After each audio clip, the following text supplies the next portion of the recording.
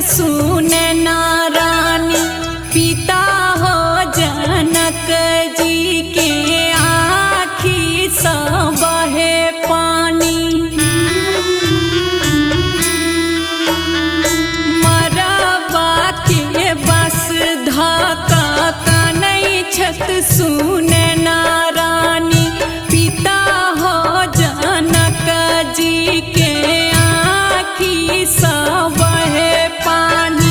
पियर पियर चौरा रंगायाला अंगना चौका पुरायाला। पियर पियर चौरा रंगायाला अंगना चौका पुरायाला।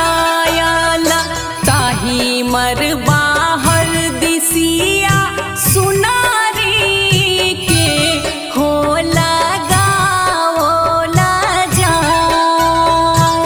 ताही मरबा हर दिसिया सुनरी के हो लगावल जाए।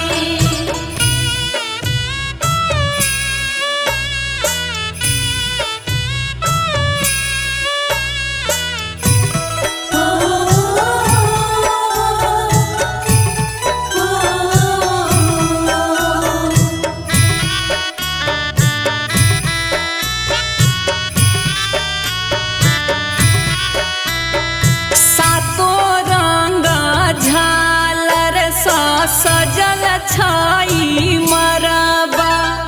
होई छै मटकोर सब जुटल आई गौआ। सातो रंग झालर सा सजल छाई मरबा। होई छै मटकोर सब जुटल छाई गौआ।